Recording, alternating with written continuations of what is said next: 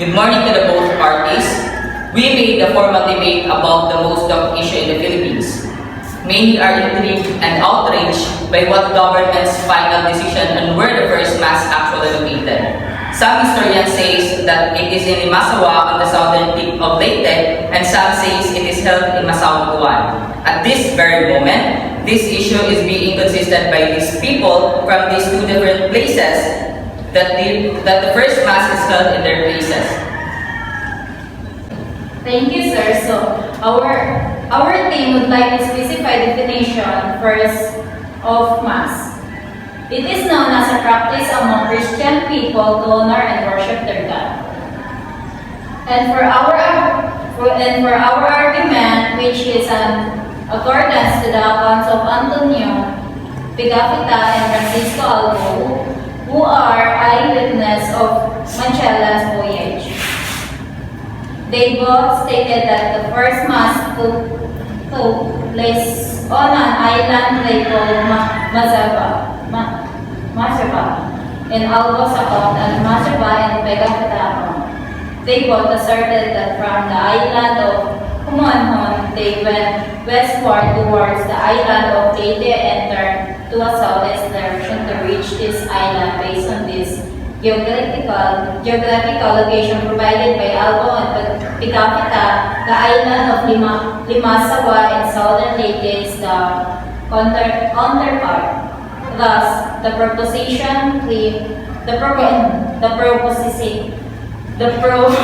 team strongly supports the motion of this House that the first mass in the Philippines took place in Limasawa. Thank you. And now, let me call Ms. Lauren Wilson as they draft their case. Thank you, Speaker. We strongly disagree about the argument of the proposition. On the statement of Father Fernando Collins, a historian, in his work Liber Evangelica, he stated that Magellan went to Butuan and there he celebrated the first Mass and erected a cross. And to support this statement, Antonio Pigafetta testified that he gave a gift of certain things to the Queen Mother of France, Louise of Savoy, and Mother of Francis I. Gian Battista, a museo, mentioned that a copy of Pigafetta's account was given to Louis of Savoy, whereas this manuscript was translated to French by Jacques Fabre and imprinted by Simon Collins. Then it was translated back into an Italian version by Ramoseo, and it was the basis of Collins' account. Thus, on the other way around, Collins' account was considered reliable, and there was a monument erected during 1872 to commemorate the first Mass in Butuan on April 8, 1521. For the reason, we claim that the first Mass happened in Butuan. Thank you. I disagree with the claims of the opposition. Ramos's version of Pigafetta's manuscripts are not reliable. The transmission of text from Pigafetta to Louis of Savoy to Simon de Collins without supplementary support. Pigafetta himself did mention that he gave a copy of his manuscript to Louis of Savoy but simply a gift of a certain thing. Our claims from the first argumentative speaker was based on the original Ambrosian text of Pigafetta. And I would like to point out, based on Father Collins' account, Magellan and his men went to Cebu on April 7, 1521. But in the movement description, the first Mass was held on April 8, 1521 on Butuan. How is it possible to go back to Butuan from Cebu for just one day? Wherein Butuan is 236 kilometers away from Cebu, and the ships of Magellan take time are not fast enough.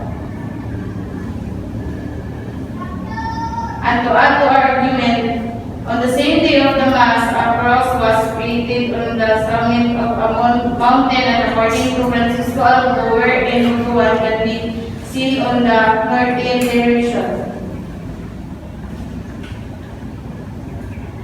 Based on the topographical details given by Albo and Pigafetta, it describes the present Limasawa. Thank you. I will call upon Ms. Catherine Ando as she defended her side. Thank you, sir. I disagree with the argument presented by the second proposition speaker. I claim that this mazaba is in Butuan. As a proof, in Historia di Mindanao Wayulo, written by Francisco Gomez, S.J., who worked as a missionary in the Philippines, states that Magellan went to Butuan because they heard the king there was more powerful and they wanted to meet him. It was said that their expectations were satisfied by the king, and there they planted a cross on a hill in a solemn ceremony as a sign of future alliance in Francisco Collins' work. The first mass occurred the same day they planted the cross. For that reason, we believe that the first mass occurred in Butuan. Thank you. And now let me call on Ms. Liana Chinteres as she defends their side. Thank you, sir. Paper Trail of Limasawa. Local historian Orlando Borinaga, who had researched on and represented Limasawa before the panel of experts and the NHCP, considered this decision sweet vindication. In the report, the panel and the NHCP endorsed Borinaga's claim that the historic mass was held in Barangay Triana and not in Barangay Magallanes. They say South Point in Triana should likewise be recognized as the site of the cross planted Magellan and his men. The National Quincentennial Committee NQC appropriated funds and provided the panel with pertinent documents. Through official correspondence with various foreign institutions, the NQC obtained a higher resolution digital copy of the Picapitas manuscript, including the French version Nancy Codex, currently kept in Yale University's Benek Rare Book Manuscript and Library. The Italian version in the Miranda Biblioteca Ambrosiana Codex in Milan, Italy, and the two French version in the Bibliothèque Nationale de France. It also secured the transcriptions note made by American scholar James Alexander Rutherford, who translated Picapitas manuscript into English in 1906. From the Edward Ayer collection at New York Library, Chicago, the panel likewise obtained and consulted the accounts of the survivors of the Magellan expedition, like James D. Mafra, Francisco Abu, and Virginius Mero. Picapitas' eyewitness account is the most detailed and only surviving account of the first mass in the Philippines, but there are different interpretations of his account on where it was held. Historian Gabriel Ortega said Butuan has long been considered the site of the mass. He argued that the chef from Butuan to Limasawa occurred after the publication of Robertson notes. Robertson translation of the Picapitas manuscript into English was based on the garbled Italian text of the Ambrosiana Codex that Arabic.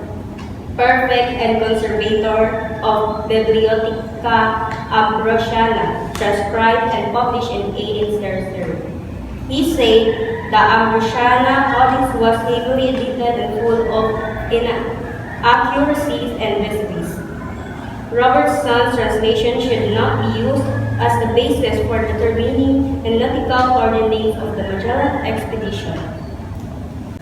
And now let me call upon Ms. Noemi de la Peña as she defends their side. Thank you, sir. We claim that the first mass took place in Butuan and not in Limasawa. We believe that our sources are reliable and that Magellan landed first on Butuan where the first mass took place. The monument erected as a proof, for in fact, there are artifacts that will prevent that the first mass occurred in the island. Those are present of Balanghay in Butuan. They believe that it was used for transportations during Magellan visit. The opposition team used a wide range of historical sources regarding this historical, while the claims of the preposition team are only based from two accounts. And Butuan as the site of the first mass Philippine has been a belief for centuries. Thank you, sir. And now the historical controversy was finally unfolded. The first Mass in the Philippines happened in Limasawa. Congratulations, Limasawa, for winning the debate. And thank you for the both parties.